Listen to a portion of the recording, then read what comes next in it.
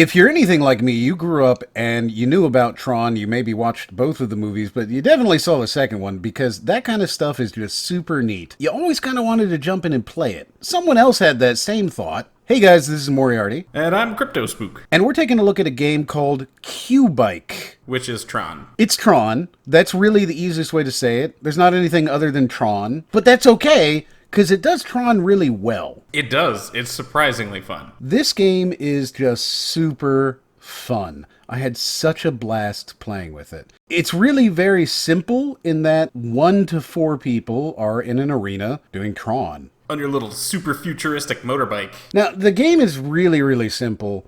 And the controls are very simple. You just take your controllers, triggers on each hand are your turn, and then one of the thumb pads is jump, one of the thumb pads is boost. That's all you need to know. There are other controls for like setting it up and putting yourself where you want to be height-wise and resetting things.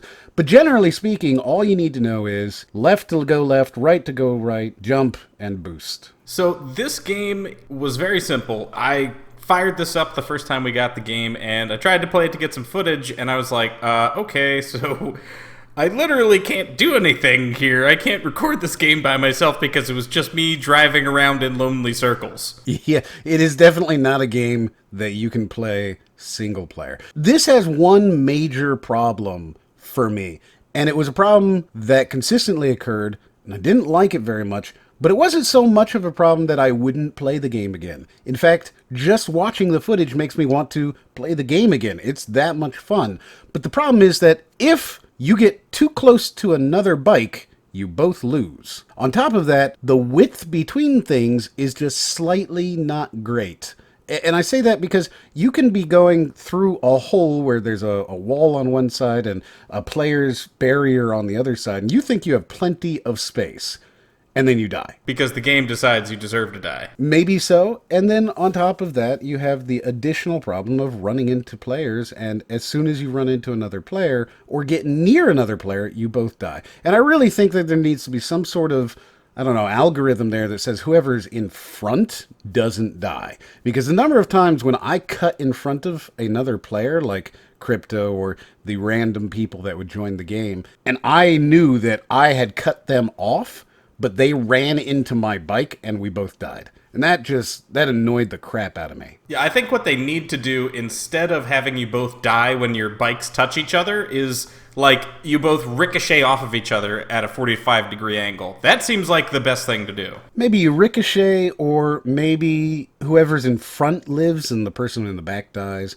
If that's too hard, the ricochet is fine. Yeah, I think the netcode would be really difficult to say you were in front by, an inch or two, so I would really just prefer that if you hit another player's bike, you just ricochet off of each other. Whatever the solution is, there needs to be a solution, because the current system, it just sucks. It sucks when you're in a high engagement battle with another player, and he gets slightly close to you, and it's over. Especially if you're in 3-player, where the other guy is just like off dicking around in the corner, and you and a dude get into a big fight, and you know you won because you cut him off, but now both of you are dead, and the dude dicking around just won. That sucks. Yeah, and it happens a ridiculous amount. It happens really frequently, to the point where, for me, it eventually became a tactic of, I'm about to lose.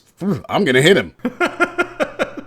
That's very cheap. So the good part about it is that if you do crash into another player's bike, nobody gets a point. Yes. So at least they don't try to just randomly give it to somebody. It's better that way. But it just isn't great. If nothing else, the ricochet system would be better. Now, this game could be played in 2D. You could absolutely play this on your computer screen or on a console, and it'd probably be an alright game. It would be a $2 indie game on your Xbox Live or something like that, and you'd play it and you go, yeah, it's kind of fun, it's alright, it's Tron. But in VR, man, it gets cool. It's so much fun. It's super cool just being able to look around behind you and see, oh man, there's a guy 6 inches away from me. See, that's where I think all of the real value of this game in VR comes from. The game itself, I mean, it's literally existed since the 80s. This is like the original, 3D virtual reality game, right? Isn't that what Tron was all about? So, like, Tron has existed since the 80s. This has existed since the 80s. This is not new. But the fact that you can turn your head to watch somebody flying over you, the fact that you can move your head to look underneath your bike as you're falling down to make sure you don't hit something, the fact that you can turn around and stare at the guy who's racing towards you, excellent. Absolutely excellent. The only thing that I kind of think I would like to see more is I didn't really see any players on the bikes. I just didn't really think about that, but yeah, I didn't see the players either, now that you mentioned it. I think it would be cool. I mean, I think that there was maybe some model there, but I'd like to see a player on a bike so that, when they're throwing their hands up in victory, I want a lot more victory stuff. That's really what it is. I want to see, like, I just won. I want to be able to have the VR camera showing in their lobby of me close up, pumping my fists in the air, like, yeah, I just wrecked all of you. Like, I want more of that kind of stuff. And I understand that takes time, and it's not something that's absolutely necessary for the game. This game's already fun. I wish there were more people playing it. That's really the thing. One of the biggest pet peeves I had in the game is that it feels like you're not going fast enough. This is Tron, and the feeling I always got from Tron is that you were traveling at incredible speeds on these bikes. I could stand to go a little bit faster. Maybe not all the time, but I definitely feel like the boost does nothing. The boost, yeah, it just barely makes you go a little bit faster. I mean, maybe if I had a speedometer, that would have changed it for me, and I would have felt the speed a little bit more, because I would have been able to say, I know I'm going XYZ speed. But there definitely didn't feel like there was any speed other than go and go slightly faster. I don't know if there is actually building up momentum and speed on these things. I don't know if that actually exists in the game. Well, I can definitely tell when I'm going slow, so I think there's like a slow speed, and then you accelerate up to a max speed, and you can continually boost up to a faster and faster speed. I don't know if you can. I think it's a top speed, and you just kind of slowly go back to your top speed after a boost. I don't know. That's the thing. I can't really tell. And that's kind of the thing you should be able to tell as a player. Not to say, again, that any of this takes away from the fun of the game, because it's super, super fun. So would you buy this, Crypto? I would absolutely buy this. When I first heard about it and I read the email from the guy, I was like, oh, this is going to be stupid. But then once I played it by myself, I was like, yeah, this is kind of stupid. And then I played it with people, and I was like, wow, that was actually really fun. Except for Moriarty continually ramming his motorcycle into me when he knew I was going to win. You were never about to win it. It happened almost every round. Literally never about to win. The thing is that when you get into the game, you really feel like you're on the bike, and you feel like you're in the space of the bike. So when you're pushing up really close to something, you feel like I've got space. Just like on a real motorcycle, you feel like I've got space. I can do this. I can go through that. I can get close to these people.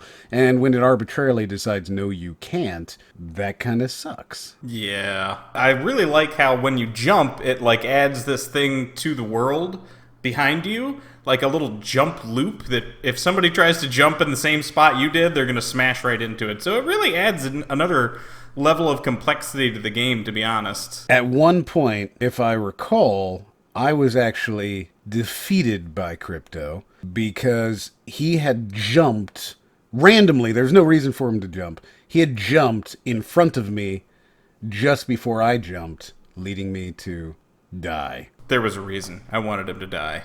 It was totally planned. I don't believe it. Altogether, though, the game's a lot of fun. I would also pick it up. There's just little things that I feel like could be improved, but if this is a $5 or even potentially a $10 game, and by the way, guys, you should definitely do a buy 2-pack. Yeah, so you actually have somebody to play it with? So you have someone to play it with. If it's a fairly inexpensive VR game, this is a absolute must-play type of game. It's so much fun. The improvements that they can make are things like when you're in your little bike cellar looking to decide which bike you want, I don't know what the difference is. Give me some stats on them. There's no stats. There's no, is one faster? I don't know. Doesn't seem like anyone is faster. Does one have like a slower momentum but a higher top speed? Does one accelerate faster but it's slightly slower? Does one jump higher? Does one have a better boost? I don't think any of that's true. I think it's just an aesthetic appeal. Well, I can absolutely tell you that one of those bikes completely blocks your rear view. Yeah, there is one that has a giant thing in the back, and it's also slightly too close, so if you back up your head, you're inside of it.